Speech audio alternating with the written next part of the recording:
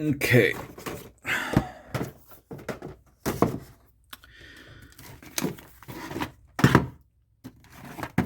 Jurassic Park, the film, anyhow, has just turned 30 today, and I've been trying my best to stay off this concerted website because I don't want to hear all the riffraff from that abominable community who vilifies and uplifts the garbage that has come out of late.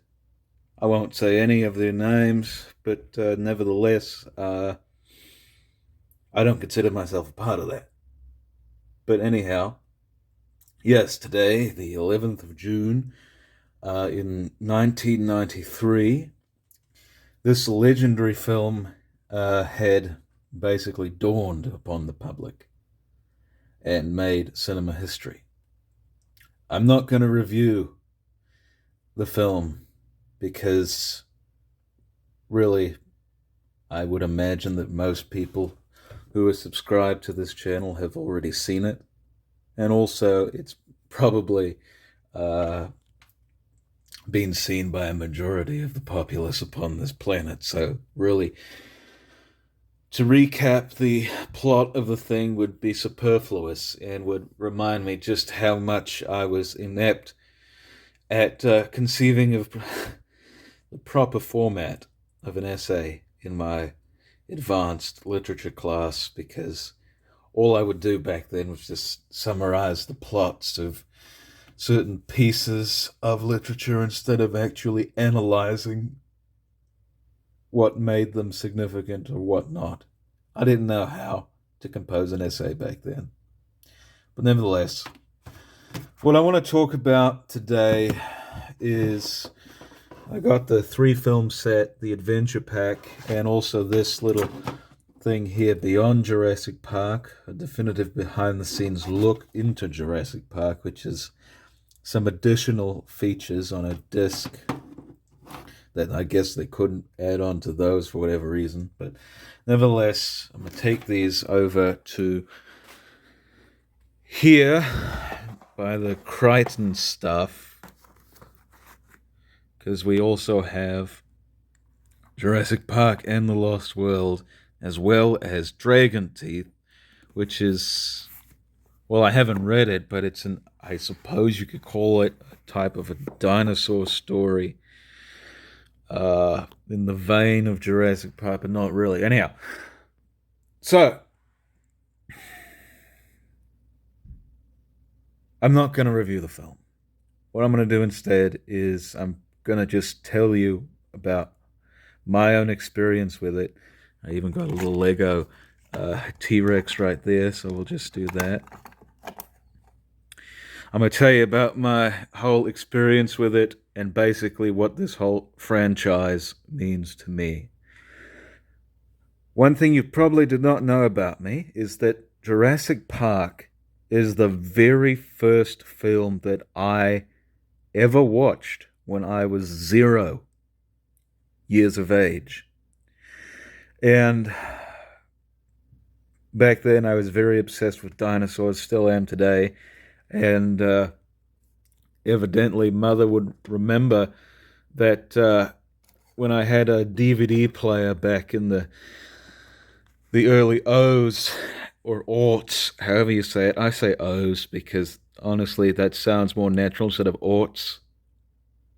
But nevertheless, she remembered I'd have it on a DVD player and I would forward wind or fast forward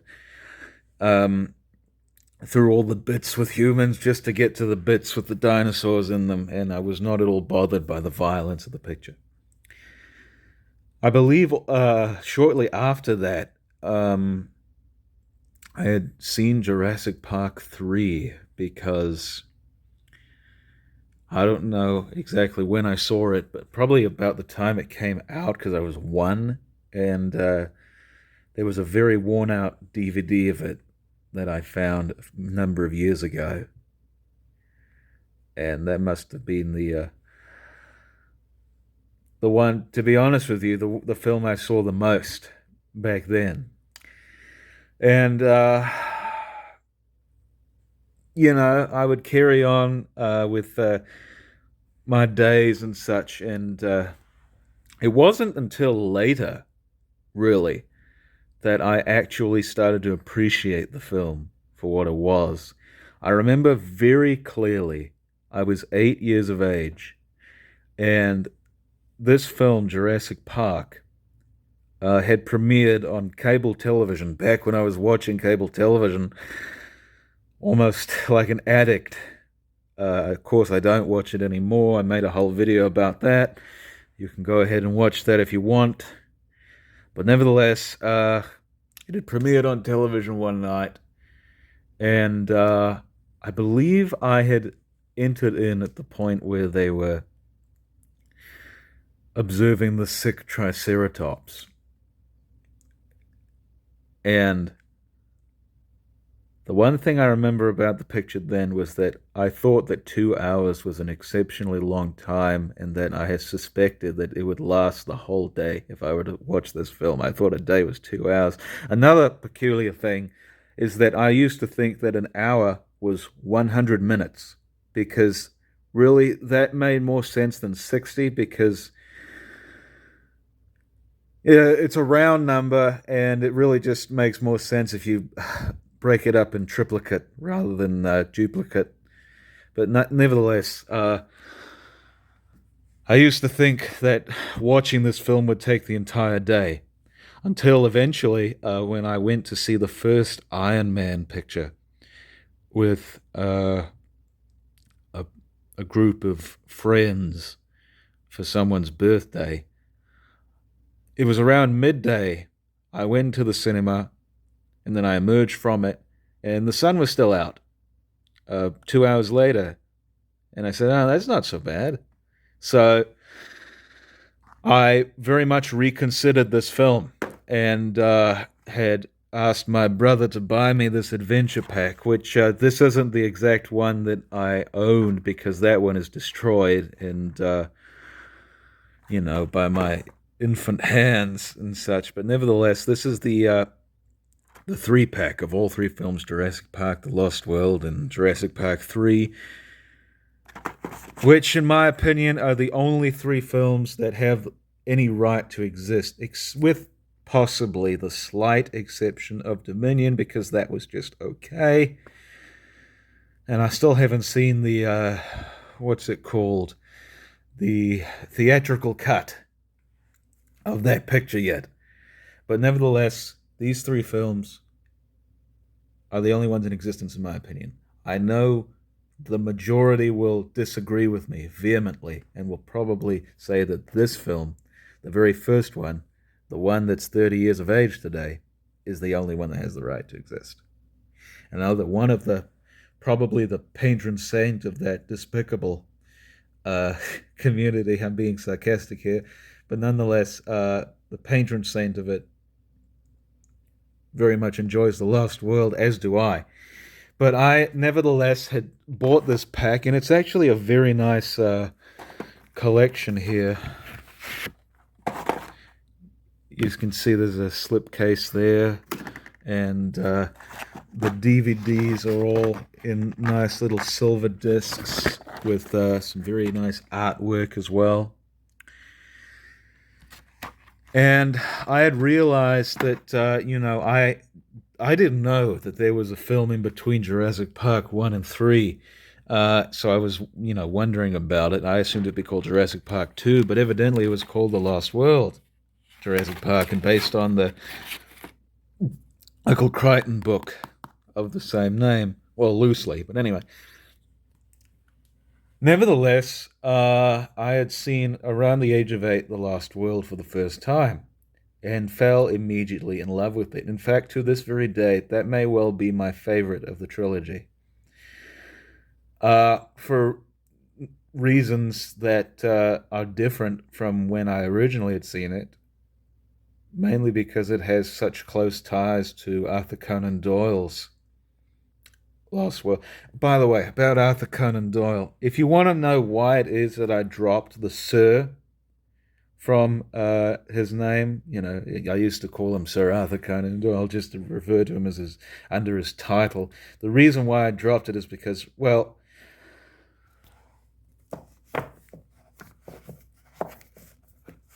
if you look on the book there, it just says Arthur Conan Doyle, and also really most people refer to him as Arthur Conan Doyle, and it's just easier just to say Arthur Conan Doyle instead of Sir Arthur Conan. And also I realize these videos have subtitles, and when I say Sir Arthur Conan Doyle, it sounds like, it comes out as Sir Arthur, as in Saratha, Conan Doyle, which is very strange. Nevertheless, I'm digressing here. My apologies for this, but nevertheless, I had fallen in love with Lost World and basically the whole of the trilogy, and watched this whole box set until it was just so scratched up that I couldn't even play the discs any longer. And it was when I received this box set that I had realized that apart from the movies, there were also these things called bonus features, which evidently revealed to you just how this film was made. And I found those to be honest, more fascinating than the actual picture. And it was those documentaries that made me really want to see about becoming a filmmaker. Originally, my ideal profession was to be a paleontologist because I guess partly because of this film, because there's a group of people. I don't have much sympathy for people born in the 1990s or grew up in the 1990s. The reason for that is because really they let you know that they were, and they basically elevate that time period as perhaps, really Arcadia on Earth, when really it wasn't.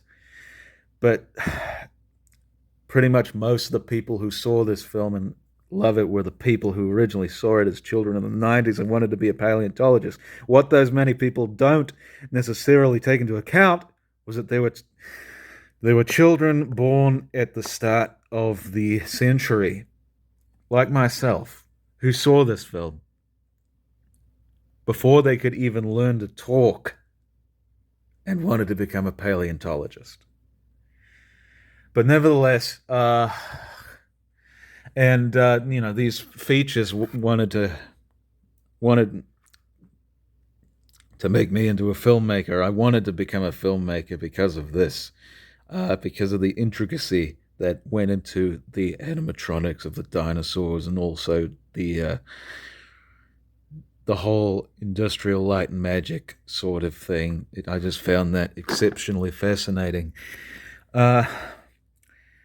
And for a very long time, this became pretty much my holy trinity of films here. And this is kind of a funny thing. I had recorded over 3 years ago a video titled Child Trauma, which basically lists all of the things from my childhood which I found particularly traumatic and which frightened me quite a bit.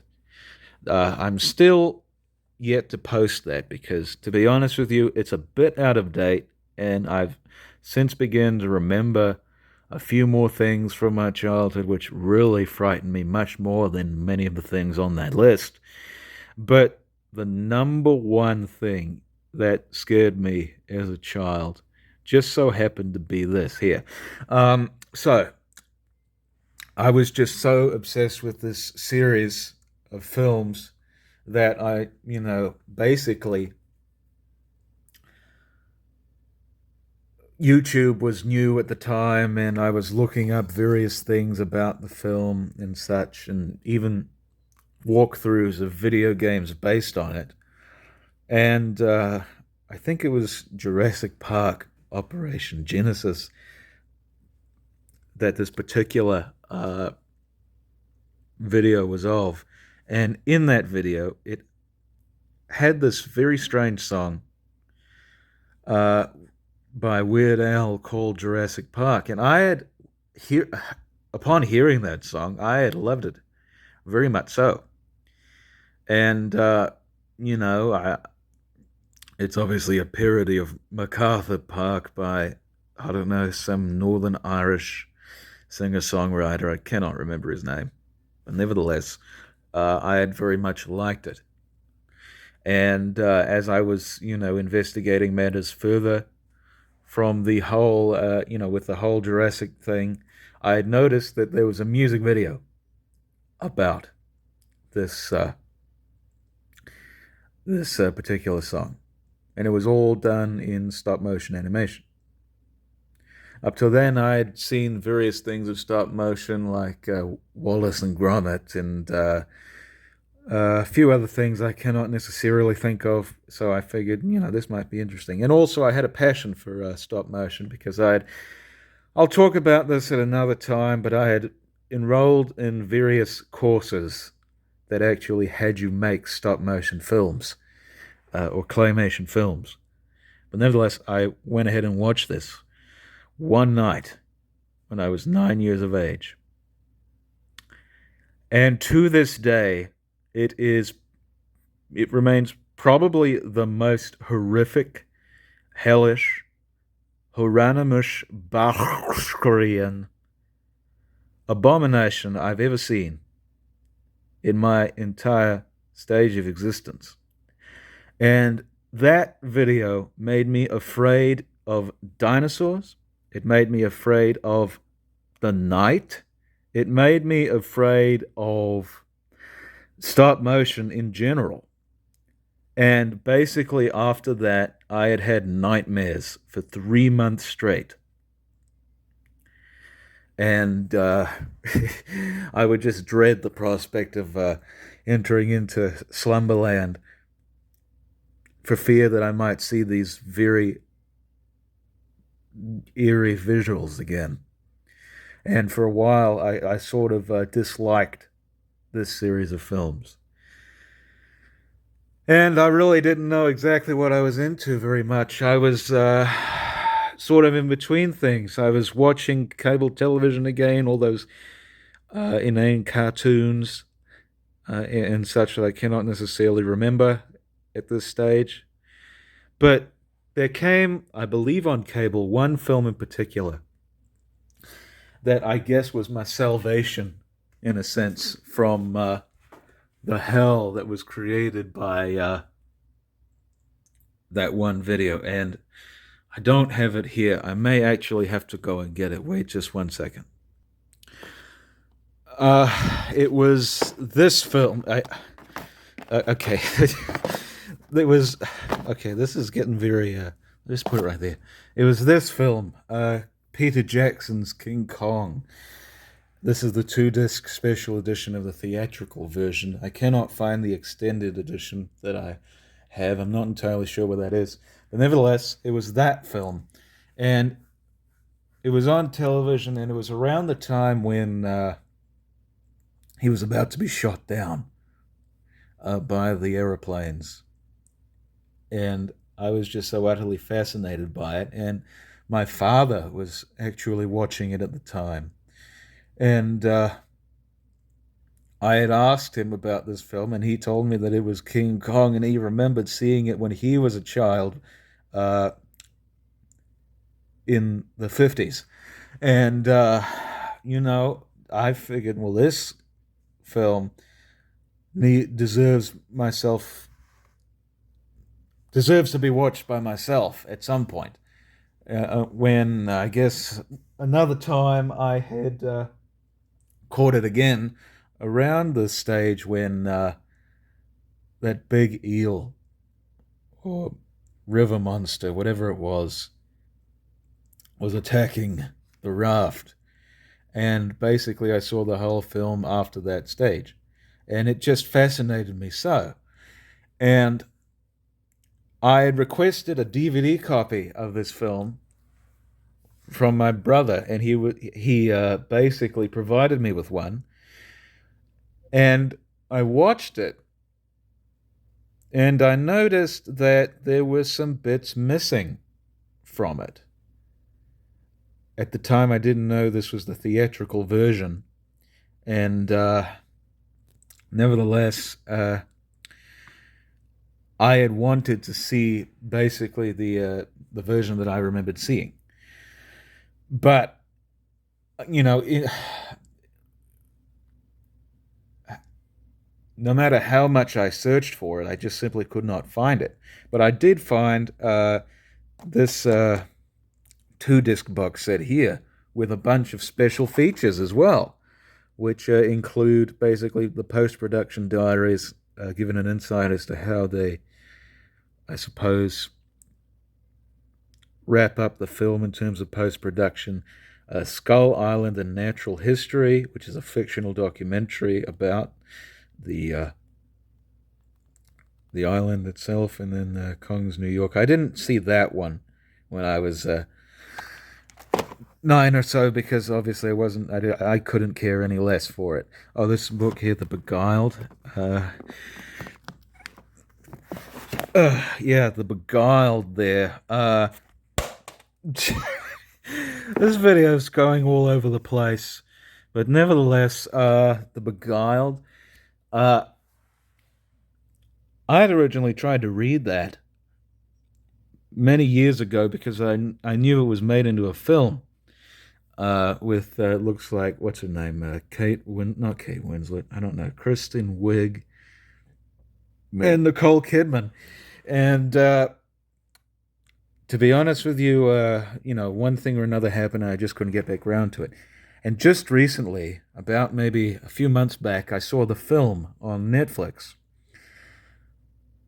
Let me tell you, that film is 1 hour and 30 minutes long, and it takes about an hour for anything to happen in it at all. It was so unbelievably boring, and I'm almost afraid to read this book. In fact, I don't even know why I still have it. I'm surprised I haven't donated it yet. I may well do that. In fact, let me know if I should or not. But nevertheless,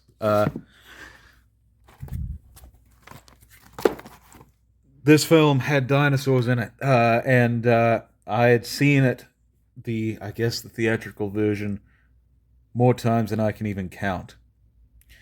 And I'll probably do a whole other video about Kong and such and all that at some point. I don't want this video to be entirely about Kong. Nevertheless, I was basically saved by this giant gorilla from thinking dinosaurs to be basically horrifying. And so I went back and revisited the whole franchise thing with Jurassic Park. Mainly through the years, I would watch The Lost World, because obviously that was my favorite. And it occurred to me that, now the bloody camera is out of focus. I'm not entirely sure what happened there, but okay, there we go. Nevertheless, I was seeing it throughout the years, and it occurred to me that The Lost World had a whole lot more to it than just that. And evidently there were other films titled The Lost World, and I had no idea about these, so I saw some of them. But I believe the one I saw the most was the one from 1992 with John Rhys Davies. And I had no idea that that was a completely different story. I just knew it took place in Africa, and it was very strange. But nevertheless, and of course, I think I also saw some of the TV series from the early 2000s. I still haven't seen all that yet. Maybe I should perhaps get back to it at some point.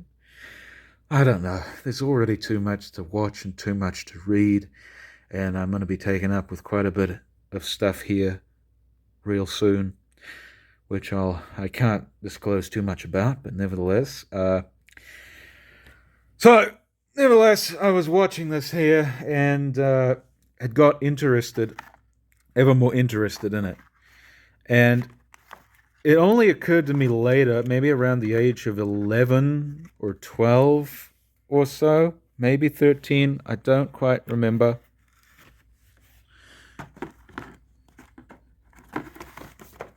But nonetheless, it occurred to me that this franchise was based on a series of books. And I am remiss to say this, but I no longer have the original copies of the books, mainly because of space constraints and whatever else. I had to get rid of them. And also, you may notice, Ahab, I recall you sent me a copy of Congo that was in pretty rough shape. I think I was clearing out a bunch of books to be donated to the Bargain Book World, and I believe that, unfortunately, was in among the lot. I tried to go back there when I realized that I had donated it just to see if I could retrieve it, but alas, I have not been able to find it. Another thing was that the copy of From a Buick 8, I'm sad to say, I have no idea where that's at. I know it's in this house, well, not in this house. This is the garage, but it's in the house someplace because I pulled it down with the intention of reading it. Maybe my brother has it. I don't know exactly what happened, but nevertheless, those are the two book casualties from, I guess, my whatever books that you happen to send my way, and I'm very sorry for it. So I upgraded to this hardback here from the, I think this is a book club edition.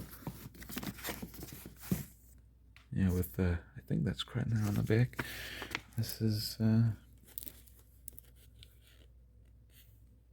well, I don't know if it says it. Again, the focus is going to be thrown off, but Jacket by Paul. Yeah, book club edition. You can yeah, book club edition. It's got a nice cover, but nevertheless. So I'd realized that this series was based on a series of books, and of course I don't have the original copies that I read it in. And I requested my brother to track those down for me. Apparently they were very hard to find at the time. This was around 2012 or 13. And he originally acquired The Lost World first. And I read that, or little snatches of it anyway, because this was around the time that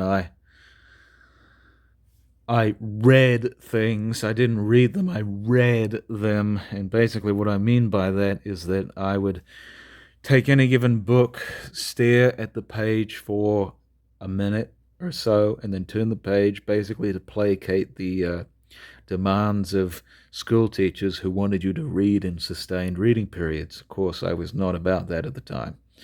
And so that's what I did, just to make it seem as though I was reading. But nevertheless, I had gotten The Lost World. And this here is the Barnes & Noble leather-bound.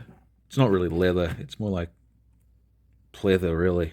Classic edition of it, which I think is very nice. And I bought this almost 10 years ago now. But nevertheless, I'd read that partly and remembered enjoying it. And then I got the book that was based on the first film, or the book upon which the first film was based, Jurassic Park. And I remembered reading it, and there were some parts in it that I had perceived. For instance, I believe they were examining Nedry's body, and Muldoon was commenting on just how, the state of decay and such had basically rendered it over the course of days, and it was very gruesome.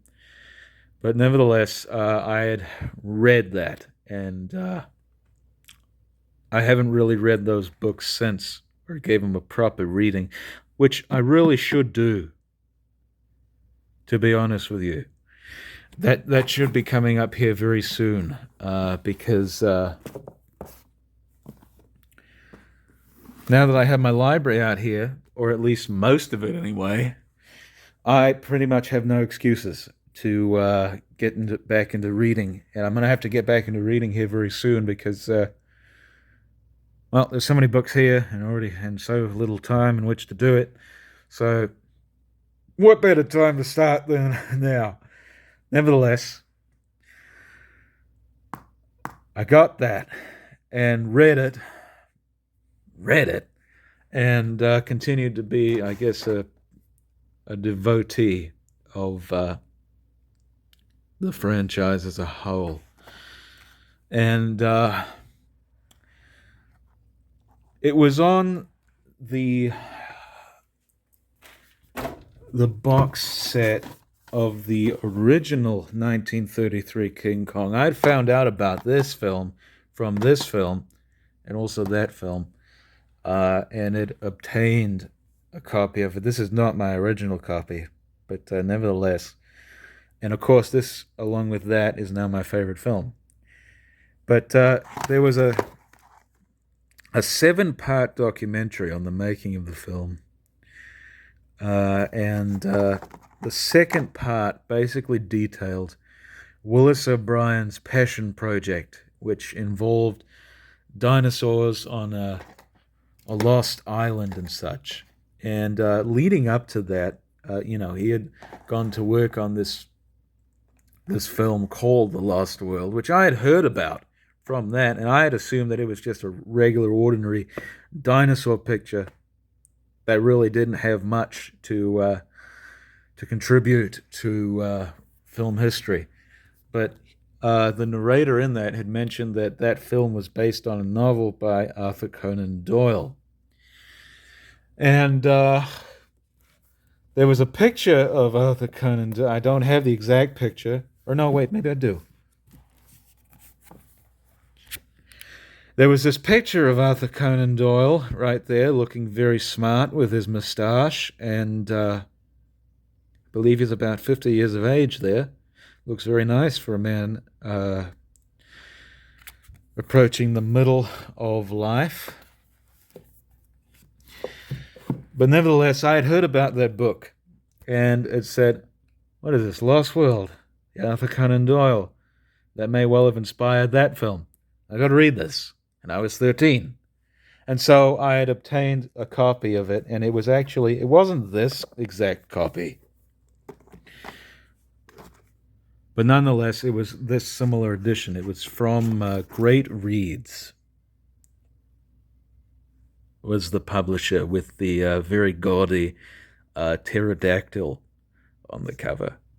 And this book I had read, or I had started to read it, and it was right around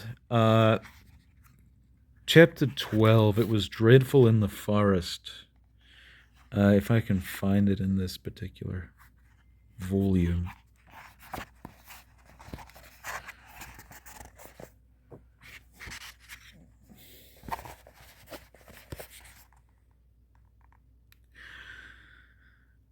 And I was reading descriptions such as, I remembered again the blood-slobbered face which we had seen in the glare of Lord John's torch, like some horrible vision from the deepest circle of Dante's hell. With my knees shaking beneath me, I stood and glared with starting eyes down the moonlit path which lay behind me.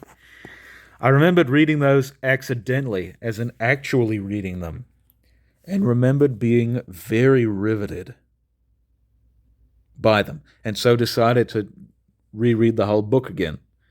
And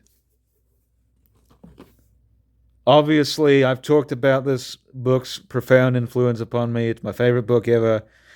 And, I was so basically inspired by it to basically rewrite it into my own series of books that are all awful. I ran across some of those manuscripts a while ago, debating about reading them on the channel, because really they're They're the writings of a 12 or 13-year-old, so to be honest with you, they're not that great. Nevertheless,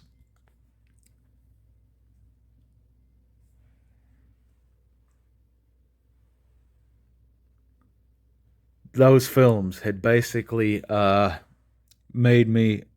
Really, you could argue that Jurassic Park is what got me into reading, because I was inspired, by that to go into the King Kong thing, and then King Kong led me into that, the Lost World, and then basically, this book became all of this and most of that.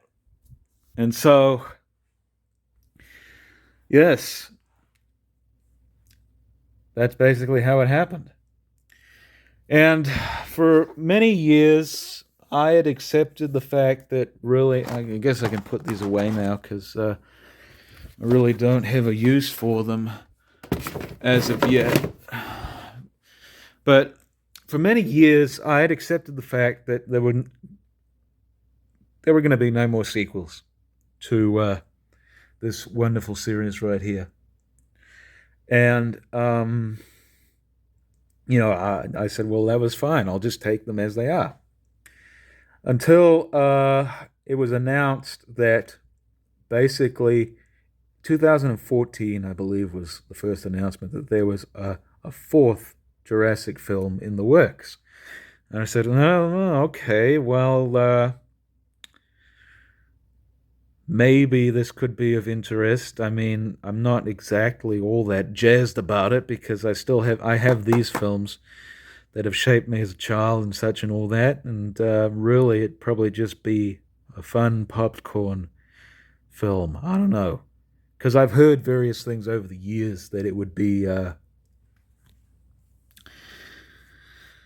basically almost like dinosaur human hybrids at one point, and one would take place in a castle in Europe and all such. But nevertheless, there was a fourth film in production, and I said, okay, that's fine. 2015, this fourth film gets the name Jurassic World.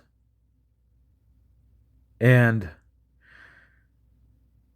did you have to change the name of the franchise just to make it relevant again? Did you really? Because let me tell you, Jurassic Park,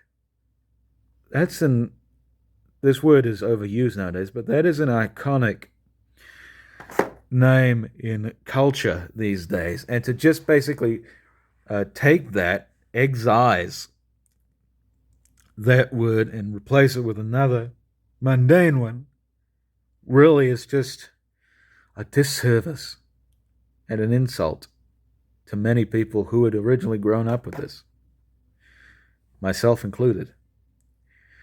And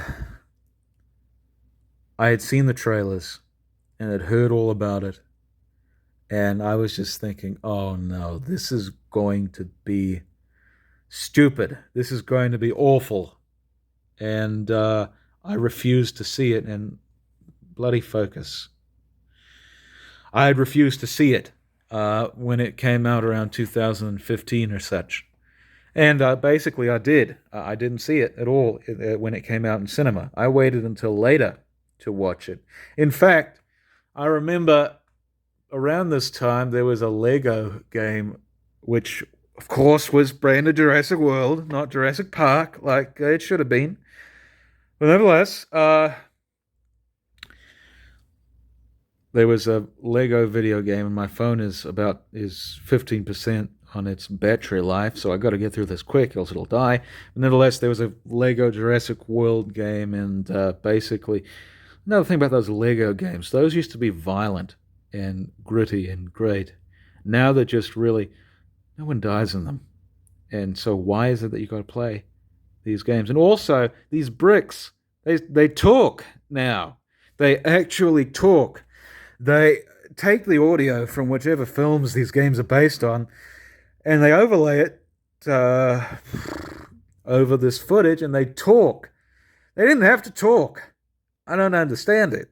Honestly, they were fine basically making just absurd grunting noises. And, That'd be, we leave it at that. But nevertheless, there was a game based on the plot of Jurassic World, and I saw the whole gameplay of that, and had basically gotten the idea of the film and said that, no, this isn't for me. This is not for me. When I actually saw the film, and I will say to you right now that I have only seen it one time. And when I saw that film, I was completely devastated. It was awful. It was terrible. It was basically just a slapdash remake of the first film with a 2015 paint job, and it was dreadful. And I vowed basically never to see it again. I have not seen it since. I don't plan on seeing it again at all. And in fact, this it became so bad that there was a game that came out around 2011 or so called Jurassic Park the game, which I remember playing on my brother's tablet back when it came out and enjoying very much. That game basically took place in during and in between during the first film and a little bit afterwards on Isla Nublar, and basically ended with the implied destruction of the island as it did in the novel. That game, to me, is canon.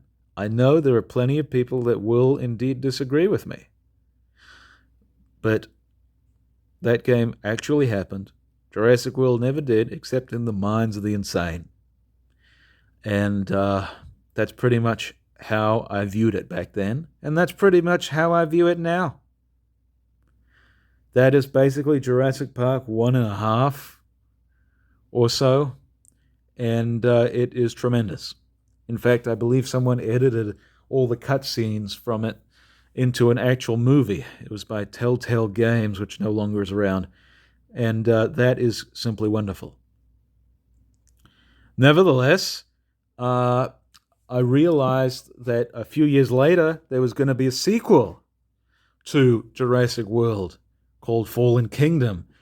And for some reason that is beyond all human comprehension, I had thought, I'd suspected that this film could not be any worse than the train wreck, the travesty, the act of cultural vandalism that I witnessed back in 2015. And it actually requested my brother to take me to the cinema to see it, just to see, because it looked interesting, I guess. I don't know. It just did. And, we went and saw it not the day it came out, pretty much, maybe a couple of weekends after it came out, because I don't like huge crowds a bunch. I really just want to go there and see the film, basically, on my own. And I haven't really been to a movie house since December the 25th of 2021. Or no, December the 26th of 2021. And there's a reason for that, and I will not discuss it because it is honestly, I don't like to think about that reason at all. And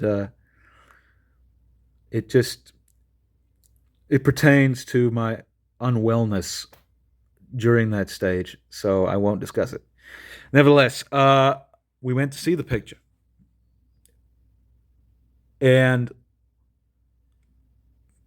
at the time, I had just started journaling back then. It was my final year of high school. I had gotten out of that hell pit, and with not a small amount of regrets, which still linger to this very day.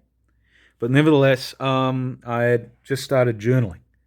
And I believe the exact thought that I had about this film, which I committed to paper, was that was dumber than a sack of stones and half as bright. I have no idea how they managed to do it, but they had managed to make a film that was even worse than Jurassic World. And I've only seen that film once, and I don't plan on seeing it again. I really don't. And it occurred to me a very long time ago that the reason why I deplore those films is because they do not at all feel like Jurassic Park films. With Jurassic Park, there's a sense of atmosphere in them, just the way they're shot and conveyed through this medium, and also the practical animatronics and use of CGI, the sort of hybrid technology that they were using, the fusion, if you want to call it that. That basically gave the film some character to it. These world films really just seem to be a generic blockbuster monster fare, and are not at all what Jurassic Park is about, in my estimation. But nevertheless, there was that was pretty much it. I had assumed that I would never see any more of these world films because I knew there was going to be a third one coming out in 2022. And I had heard various things about this whole world thing, or the Dominion, rather. And I'd heard that it was probably the worst in the franchise, that basically it's abominably boring, and that it's almost incoherent. I heard the whole locust thing, which I still think is stupid. And really, I felt they should have gone into a different direction with that and not incorporated the locusts.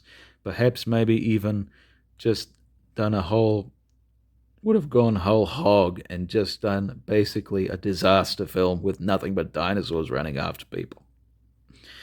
Pretty much like the last 20 minutes of The Lost World.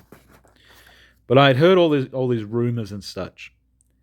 And I didn't see the film when it came out.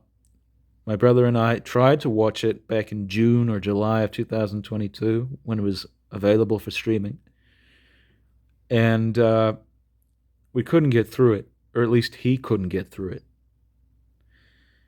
And of course, recently, about maybe 6 or 7 months ago, I decided to watch it myself.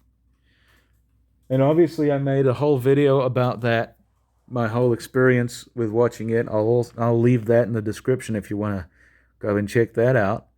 And to my surprise, I would not say it's a return to form, but I would say that it was at least trying to be in the spirit of those three movies right there. But nevertheless, and I've only seen that film once, but I am aware that there is a theatrical version, which is about 20 minutes longer, and purportedly there was a 5-hour version, which I don't know how you can make a film that's 5 hours long out of just dinosaurs and all that nonsense. But if that does exist, that would indeed be interesting to see. Nevertheless, so that, I believe, is the one exception that I'm willing to make. Dominion will be the only world film that I will see twice, just to see if the extended edition is better than the theatrical, which I hear it is. It's generally considered to be the superior version. And at some point when I can track it down, I will give it a watch and perhaps maybe even express my thoughts on this matter.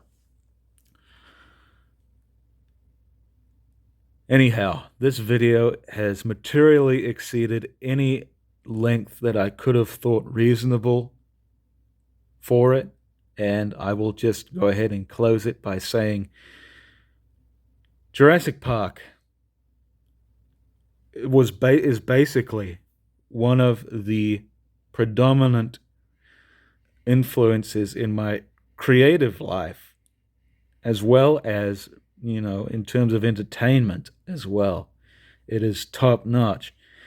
It may not be a great film or really even a great franchise, but the influence in terms of special effects and storytelling, and also just seeing it at so early an age is profound. And in fact, I remember also one more thing. When it came out in cinemas in 2013 for the 20th anniversary, I had actually went to see it with my father, and my brother, and it was great. It was great. But anyhow, no, to me, really, I guess you could say that this is the most important film that I've ever seen in my entire life.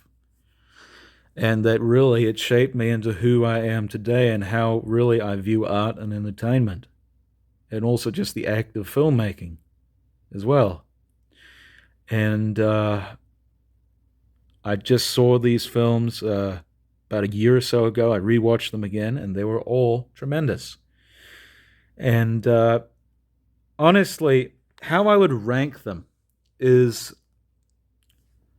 originally I thought it was going to be chronologically, because you'd have Jurassic Park, which is obviously the best, considered to be the best by most people. The Lost World, which is my personal favorite, but nonetheless, most people don't think it's as good as that. And then Jurassic Park 3, which a lot of people hate, but then some people like. I personally love it because it's about 30 minutes shorter than your average Jurassic Park film, and it's almost moves at the clip of a thriller. And of course, the Spinosaurus is in there, who is, honestly, I prefer the Spinosaurus over the T-Rex. I don't care what anyone says. I really don't. But nevertheless, major influence on my life, will continue to be so.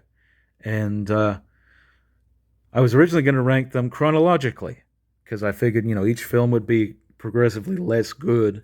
And then all of a sudden, when it got to the worlds, it would just, dive down into, a more foul circle of, Dante. But apparently not, because Dominion was actually decent. I will probably not watch it again after I watch the extended cut, but nevertheless, that is how I rank them.